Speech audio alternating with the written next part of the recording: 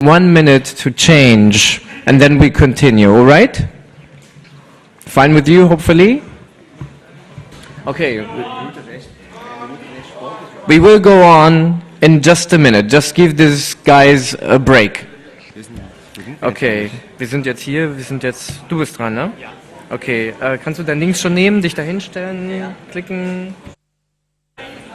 Okay. We will get set up for the next talk. Wir haben ja eigentlich...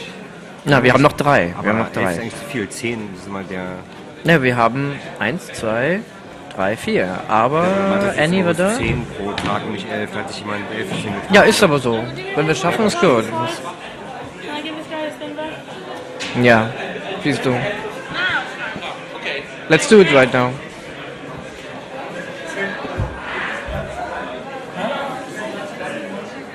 Ja. Musst dich eintragen. Hätte es nicht eintragen. Musst du selber machen. Im Wiki eintragen. Bitte, ja. Das muss die nächste Stunde dauern, weil der Rechner gewechselt wird. Das ein, ja. I think it's actually not going to work out anymore because we would have to change over. We have a 15 minutes break for change. So unfortunately, well, we could do one more. Do you want one more lightning talk?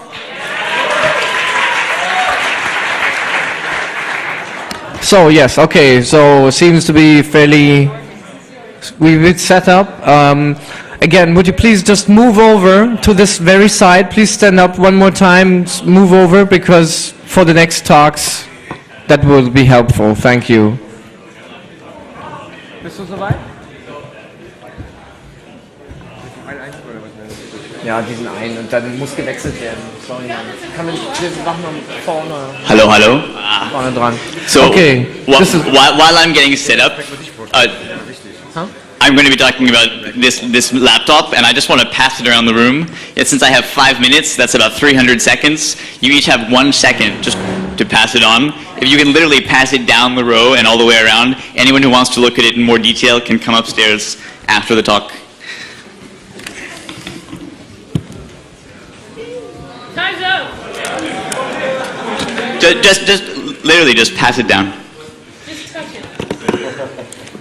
Touch.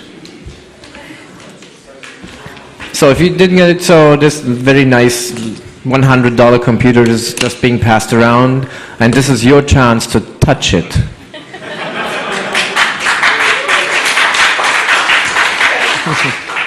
You haven't been to this Congress if you haven't touched it. Did you touch it at the Congress? I know.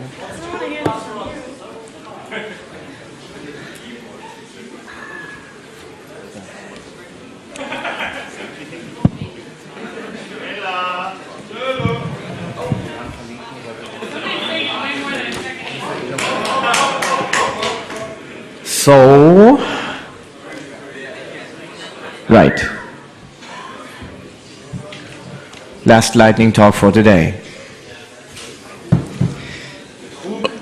Okay, hello everyone, I'm S.J. Klein, and I work for One Laptop Per Child. I work mainly on content and the content platforms, but I'm going to give you a very, very quick overview of where the project started, where it is, and how it can be used to hack education. So the idea is laptops for basic education. That's a picture from Senegal in the early 1980s. One Laptop Per Child is a non-profit association. Its mission is to develop a low-cost tool that can revolutionize how the world's children learn. The main target is the 1.5 billion children in the developing world. Everyone always wants to know when it's coming to their school. The answer is very soon, but there are 1.5 billion children ahead of you.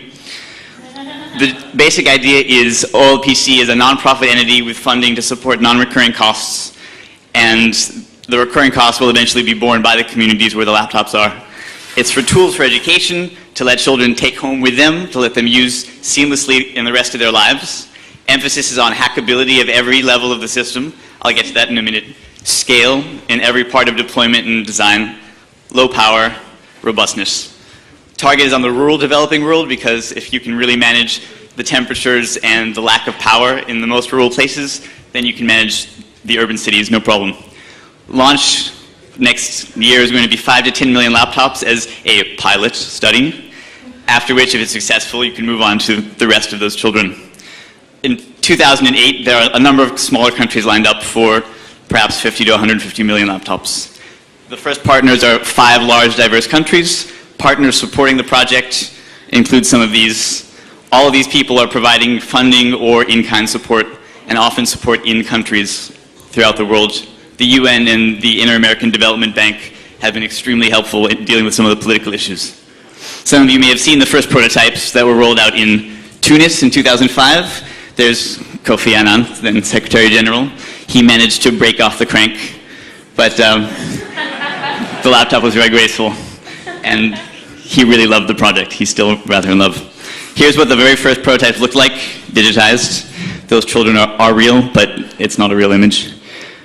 Here are basic specs for the machine. It's an AMD x86, 128 megs of DRAM, 512 megs of flash, no moving parts, no hard disk, no fan, less than 2 watts nominal average power when it's used, can be human powered by a crank or a pull cord, 3 USB ports, actually 4, but one's internal, sound, Wi-Fi, and mesh, and a tri-mode display I'll get to in a minute with a video camera. That was sort of a surprise. Here are the cost breakdowns from 2005 for most laptops. Half of it goes to sales and marketing. I don't think we have any sales and marketing. There's the dual mode display is really exciting, and you'll have to come and see it in daylight tomorrow if you want to check it out. But it can run at about 0.3 watts when the backlight is turned off, and it's just running on reflective mode. One of the models with a latch, if you try to open this one, you'll know why that's important. This is what the really awesome no-geared pull cord design looks like. This is the current design being passed around. So here are our first launch countries. This is the map of the world. Countries in red have all expressed serious interest. Last minute, please. Yeah, thanks. So the question is, why do children in developing nations need laptops? Well, they're a window and a tool into the world and into how they think. Children love laptops.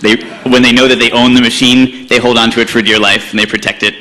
How do you design a laptop? Make it safe, robust, make it light, vibrant, make it attractive, make it something that lets them engage in open-ended discussion, and of course, very inexpensive. The idea is for them to share learning through networking, to make their own education tools, to figure out what they need to learn and how they can hack through one another.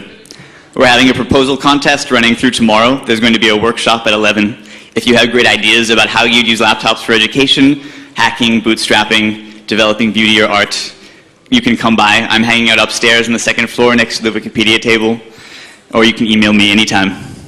And if you want to just test out the laptops, I'd be glad to give you a test spin. Alan Kay likes to say, technology is anything invented after you were born. I've never given this laptop to anyone under 6 who even asked what it was. They were just like, wow, that's awesome. Can I have it? How long do I have it? My brother, he's too old. I'm going to take it away from him. And then they get into fights about who can type their name faster. So awesome. Thank you.